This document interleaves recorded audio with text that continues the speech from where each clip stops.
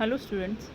आज के लेक्चर में हम रोमांटिक पीरियड्स की जो नॉवेल्स है वो किस टाइप से लिखी जाती थी, कौन कौन से मैंने उसके राइटर्स है, इसको डिस्कस करेंगे। रोमांटिक पीरियड वैसे तो पोइट्री के लिए ज़्यादा फेमस हुआ था। उस टाइम में पोइट्री बहुत ज़्यादा पीक पे थी, पर साइड बाय साइड कुछ नॉवलिस्ट भी ऐसे थे जिन्होंने इस टाइम में लिखना स्टार्ट कर दिया था। और जो नॉवेल्स थे वो मिडिल क्लास के जो लोग थे उनके इंटरटेनमेंट का सबसे अच्छा जरिया था, सोर्स था, मेजर सोर्स था उनका इंटरटेनमेंट का या टाइम पास का बोल सकते थे। और इस टाइम तक राइटर्स ने अपनी जो राइटिंग है, प्रोज राइटिंग या फिर नॉवेल्स राइटिंग में लिखना काफ़ी अच्छे से स्टार्ट कर दिया था, जो कि ऑडियंस की अपील थी जिस हिसाब से। और अगर हम बात करें कि इस टाइम में सबसे फेमस राइटर कौन हुए थे नॉवेलिस्ट, तो वो थे वॉल्टर स्कॉट, सब वॉल्टर स्कॉट, जो कि स्कॉटिश राइटर हैं। और ये नॉवलिस्ट होने के साथ साथ में पहले इन्होंने जो अपना कैरियर था एज अ पोइट स्टार्ट किया था। मतलब पहले इन्होंने पोइट्री लिखी थी खूब सारी, काफ़ी पोइट्री लिखने के बाद में ये जो नॉवलिस्ट बने थे ये अपनी कैरियर के सेकेंड हाफ में बने थे। पहले पोइट्री में मतलब उन्होंने लिखना स्टार्ट किया था और फिर उन्होंने नॉवेल्स लिखना स्टार्ट की थी। So Walter Scott gain popularity during this time both in Britain and around Europe. तो इन्होंने जो जो मेनली जो नॉवेल्स लिखी थी वो तो स्टार्टिंग में इन्होंने लिखी थी स्कॉटिश लाइफ पे, और हिस्ट्री नॉवेल्स लिखी थी साथ साथ में इन्होंने। मतलब हिस्ट्री के कोई पार्ट को लेकर फिर उसके अराउंड उस टाइम के अराउंड उन्होंने कुछ जैसे सीन्स या प्लॉट सीन्स उन्होंने वूव किए थे, यानी कि बुने थे उन्होंने उस टाइम पे। He mainly wrote within the genre of historical romances and made this viable form of fiction for later writers. और इन्होंने हिस्टोरिकल, जैसे मैंने बताया था कि हिस्टोरिकल रोमांसेस लिखे थे, मतलब अपनी जो नॉवेल्स की जो स्टोरी है वो किसी हिस्ट्री के जो कोई इवेंट या फिर इंसिडेंट्स के इर्द गिर्द बुने थे। Scott also focused on his home country of Scotland, often writing about its beauty and romanticism। और स्कॉट ने अपनी नॉवेल्स में, अपने वर्क में अपनी जो कंट्री है स्कॉटलैंड, उसकी जो ब्यूटी है या वहाँ के सोशल लाइफ कैसी है उस चीज़ को भी बहुत अच्छे से पोर्ट्रे किया था। और उनका जो फर्स्ट जो नॉवल उन्होंने लिखी थी वेवरली, जो कि एक फिक्शनल टाउन या फिर फिक्शनल सिटी थी जो 1814 में पब्लिश हुई थी, उससे स्टार्ट किया था। और जो जैकोबियन रिबेलियन हुआ था 1745, जैकोबाइट रिबेलियन हुआ था 1745, उस ड्यूरेशंस को उन्होंने सेंटर में रखकर फिर अपनी ये नॉवल लिखी थी वेवरली। ये उनकी जो फर्स्ट नॉवल थी वो बहुत ज़्यादा सक्सेसफुल हुई थी। फर्स्ट नॉवल से बहुत सक्सेस मिल गया था उनको। और उनकी जो अदर्स नॉवेल्स हैं जैसे कि the Antiquary, Old Mortality, the Heart of Midlothian are considered his masterpieces. और इनको ये बाकी बुक्स भी इसकी मास्टर पीसेस ही थी। Walter Scott in the English writer is the English writer who can in the fullest sense be called a romantic novelist. और जो उनको रोमांटिक नॉवलिस्ट भी बोल सकते हैं, क्योंकि उन्हें जो रोमांटिसिज्म के जो मेन जो भी फीचर्स थे, जो भी क्वालिटीज़ थी, ये चीज़ सारी की सारी चीज़ें उन्होंने अपनी नॉवेल्स में इंट्रोड्यूस की थी या यूज़ किया था सब कुछ। जैसे मैंने पहले बताया था कि वो उनका जो एज ए पोइट पहले सक्सेसफुल कैरियर रहा था, उसके बाद में उन्होंने प्रोज लिखना स्टार्ट किया था।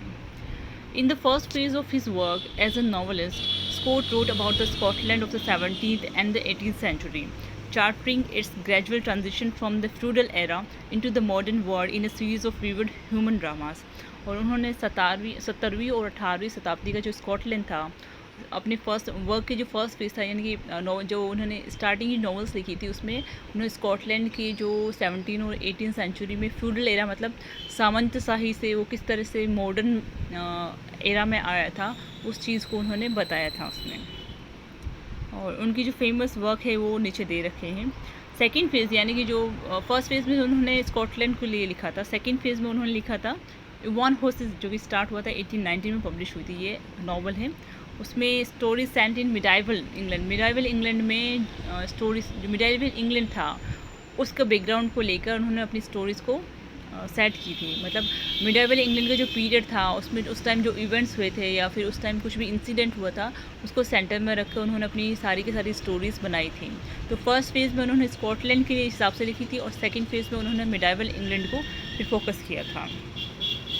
Scott combines a capacity for comic social observation with a romantic sense of landscape and an epic grandeur, enlarging the scope of the novel in ways that equip it to become the dominant literary form of the later 19th century। Next अपने writer है Thomas love peacock.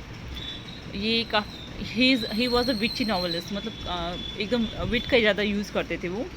और उन्होंने अपनी जो knowledge है उसमें romantic ideas में इसको यूज़ किया था, और सटारिकल एटीट्यूड था उनका वर्क के लिए, दो in comic debates rather than conventional narrative. और उन्होंने जो अपनी जो पोइम्स, जितना भी वर्क्स लिखे थे नॉवल, उसमें एक कॉमिक डिबेट होती थी, मतलब हास्य, सटारिक यूज़ करते, सटायर को यूज़ कर व्यंग्यात्मक हास्य के साथ में उन्होंने अपनी जितनी भी नॉवेल्स लिखी वो लिखी थी। नीचे इनकी कुछ नॉवेल्स के नाम लिखे हैं, वो आप देख लेना। अब आगे है कि जो रोमांटिक एज आई थी उसमें वीमेंस राइटर्स भी काफ़ी हुई थी जिन्होंने लिखना स्टार्ट कर दिया था। तो वीमेंस राइटर्स जो थी, काफ़ी सारी राइटर्स थी, पर उनमें से 2-3 को ही पॉपुलरिटी मिलती है, फेमस हुई थी, क्योंकि इस टाइम तक जो सोसाइटी थी, जो मतलब लिटरेचर का जो एरिया था वो मेल डोमिनेटिंग था। मतलब आज मेल जो राइटर्स थे उनको ज़्यादा प्रेफरेंस दी जाती थी, उनकी राइटिंग को ज़्यादा अपनाया जाता था। फीमेल जो राइटर्स थे उनके लिए ज़्यादा स्कोप नहीं था, उनके लिए सिर्फ स्कोप इतना था या तो अपनी डोमेस्टिक लाइफ के लिए बारे में लिख सकती है, या फिर वो बच्चों के लिए स्टोरीज़ वगैरह लिख सकती है। तो इस टाइम में जो राइटर्स थी उन्होंने, जैसे कि जॉन ऑस्टिन है, उन्होंने डोमेस्टिक लाइफ के बारे में लिखा था, सोसाइटी में जो डोमेस्टिक लाइफ कैसी होती है एक लेडी की, उसके इर्द गिर्द बुना था अपनी सारी स्टोरीज़ को। और जैसे सेकंड राइटर्स थी मेरिया एडवर्ड, उन्होंने जितनी भी राइटिंग्स ऑलमोस्ट लिखी थी वो बच्चों के हिसाब से लिखी, मतलब चिल्ड्रंस के लिए जो वर्क स्टार्ट हो गए थे वो उस टाइम वो ज़्यादातर वीमेन राइटर्स के द्वारा लिखा गया था, मेल राइटर्स नहीं लिखते थे। तो वीमेन राइटर्स के लिए जो स्कोप कुछ ज़्यादा नहीं हुआ था, लिमिटेड स्कोप था। आप डोमेस्टिक लाइफ के बारे में लिख दो, या आसपास की जो सोसाइटी उसके बारे में लिख दो, या फिर बच्चों के लिए स्टोरीज़ लिख दो। और पॉलिटिकल या फिर नेशनल लेवल के जो भी मैटर्स थे, ना तो ये राइटर्स लिखती थी, ना अगर उन्होंने लिखा है तो उसको कोई पब्लिश भी नहीं करता था। राइटर्स तो काफ़ी सारे हुए थे, पर बहुत ही रिनाउंड तो बिल्कुल 1-2 राइटर्स ही हुए थे, जिनमें कि जॉन ऑस्टिन है, मेरिया एडवर्थ है, सुजन फ्रेरियर है। ये 1-2 राइटर्स हैं जिनके थोड़े वर्क को थोड़ी बहुत पॉपुलरिटी मिली थी। अब आगे है the romantic period so more successful women writers, a precursor to their popularity in the Victorian era. Victorian era में जो राइटर्स आई थी वो काफ़ी पॉपुलर हुई थी, उसकी वजह तो उसका जो प्रिकर्सर थे वो रोमांटिक पीरियड में थी, राइटर्स थी जो थी उनको इंक्लूड किया जाता है। The most significant female writer during this period was Jane Austen. Writing towards the end of the period, Austen did not always adhere to the strict romantic period guidelines and mocked some of the more extravagant plots of previous writers. और Jain Austin ने जो अपनी novels लिखी थी, जो 1820s में लिखना start किया था उनका, और 1830 तक चली थी इनकी। तो इन्होंने जो भी अपना वर्क लिखा, 20s में सारी की सारी बुक्स उनकी पब्लिश हुई थी। तो जो भी उन्होंने वर्क लिखा था वो रोमांटिसिज्म की जो बेसिक रूल्स या फिर बोल सकते हैं जो बेसिक ग्राउंड था, रोमांटिसिज्म को उन्होंने फॉलो नहीं किया था। और उन्होंने कुछ ऐसे वर्क्स भी लिखे थे जिसमें कि जो पुराने नॉवलिस्ट थे या पुराने जो वर्क था उनको उन्होंने मॉक किया। जैसे कि उन्होंने लिखी थी नॉर्थएंगर एबी, उन्होंने उस पर गॉथिक नॉवल जो लिखी गई थी उस पर उन्होंने मॉक किया था। मतलब गॉथिक नॉवेल्स में जैसे बताया जाता है कि एक लड़की मतलब एक हीरोइन होती है या फिर प्रोटोगनिस्ट होती है, फीमेल प्रोटोगनिस्ट, तो वो जो कहीं जाती है वहाँ पे फिर मतलब सुपर नेचुरल एलिमेंट्स को यूज़ किया गया था। पर इसमें भी ये नॉर्थएंगर एबी में उसको मॉक किया गया था। आगे है इंस्टेड जो Austen choose to highlight the everyday lives of average people making a turn toward social realism. John Austen ने जो everyday life of average people, मतलब एक आम आदमी की जो रोज़मर्रा की ज़िंदगी होती है उसको सेंटर में रखे अपनी जो भी नॉवेल्स थे वो लिखे थे। तो एक सोशल रियलिज़म की तरफ इनका कदम था। सोशल रियलिज़म था तो रोमांटिसिज्म और सोशलिज्म दोनों एकदम डिफरेंट हो गए थे, तो ये रोमांटिसिज्म को फॉलो नहीं करती थी। Her novels include relatable heroines with adventures that the ordinary reader would likely encounter. She was also able to better depict the lives of women in this way. She understood that women had very little class mobility at the time and used many of her novels as a way to show it. और उन्होंने अपनी novels में दिखाया था कि women के पास, मतलब एक औरत के पास ज़्यादा क्लास मोबिलिटी नहीं होती, मतलब ज़्यादा कहीं घूमने फिरने की जगह नहीं होती। उनके एक लिमिटेड स्पेस होता है जहीं वहीं पर वो रहती है, और अपनी लाइफ, उनकी जो लाइफ होती है वहीं पर सर्कल्ड होती है या वहीं पर सेंटर्ड होती है। और उनकी कुछ फेमस वर्क हुए थे जैसे कि सेंस एंड सेंसिबिलिटी जो कि 1811 में पब्लिश हुई थी, प्राइड एंड प्रेजुडिस जो कि 1813 में पब्लिश हुई थी, मैंसफील्ड पार्क 1814, एमा 1815 एंड नॉर्थएंगर एबे 1817 में पब्लिश हुई थी। Pride and Prejudice is still widely read today and tells the story of Elizabeth Bennet, the second eldest daughter among five. और Pride and Prejudice जो उनकी वर्क हुआ था जो कि 1813 में पब्लिश हुआ था, उसको अब भी काफ़ी अच्छे से पढ़ा जाता है या काफ़ी लोग पसंद करते हैं पढ़ना। John Austen stand on the conservative side of this battle of ideas, though in novel that incorporate the anti-Jacobean and anti-romantic view so subtly into love stories that many readers are unaware of them। मतलब उनकी जो novels थी उन्होंने उस पर anti Jacobian और anti romantic, मतलब क्योंकि उन्होंने रियलिज्म पे लिखना स्टार्ट कर दिया तो रोमांटिसिज्म में रियलिज्म का कहीं पे भी स्कोप नहीं है, वहाँ पे इमेजिनेशन होता है, सुपर नेचुरल एलिमेंट्स यूज़ करते हैं।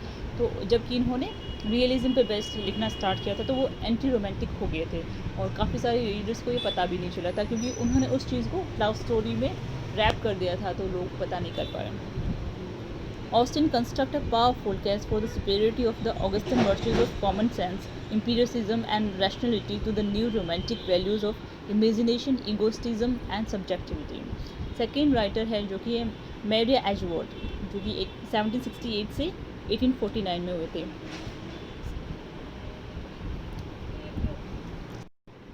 इन्होंने जो राइटिंग्स लिखी थी वो मोस्ट प्रोबली वो चिल्ड्रंस के लिए और एडल्ट लिटरेचर लिखा था और वो एंग्लो आयरिश राइटर थे। उन्होंने अपनी राइटिंग में बच्चों के लिए लिखना स्टार्ट किया था, साथ में ये क्योंकि वो आयरलैंड से रिलेट करती थी तो उन्होंने आयरलैंड की जो सोशल लाइफ थी उस टाइम, जो बैकग्राउंड था उसको अपनी नॉवेल्स में या फिर अपनी स्टोरीज़ में जो शॉर्ट स्टोरीज़ भी लिखते थे उसमें इन्होंने डिपिक्ट किया था। नेक्स्ट इज सूजन फेरियर, वो कि स्कॉटिश राइटर थी। जिस तरह से वॉल्टर स्कॉट ने अपनी नॉवेल्स में स्कॉटलैंड को डिपिक्ट किया, पोर्ट्रे किया था, उसी तरह से सूजन फेरियर ने भी अपनी नॉवेल्स में जो स्कॉटिश लाइफ होती है उसको एज़ पर वीमेन के हिसाब से, मतलब वीमेन के पॉइंट ऑफ व्यू से उसको प्रेजेंट किया था। साथ साथ में वीमेन की एजुकेशन को लेकर भी उन्होंने लिखा था जो, और ये 19th सेंचुरी में थ्रू आउट पॉपुलर रही थी। इसके अलावा है मैरी शेली जो कि पीवी शेली की वाइफ है और मैरी वुllstonecraft की डॉटर हुई थी। उन्होंने एक साइंस फिक्शन बोल सकते, साइंस फिक्शन लिखा था फ्रैंकेनस्टाइन, और उसको बोलते थे मॉडर्न पोस्टमीज जो कि 1818 में पब्लिश हुआ था। यही है मेन इस टाइम इस ड्यूरेशंस के जो नॉवलिस्ट हुए थे। इसके अलावा काफ़ी सारी नॉवल्स और हुए थे पर वो जो क्लास का टेस्ट था या उस टाइम जो सोसाइटी का टेस्ट था उसके हिसाब से लिख नहीं पाए थे तो उनको अनसंग रह गए थे, मतलब उनके बारे में ज़्यादा कुछ लिखा नहीं गया था। Thank you.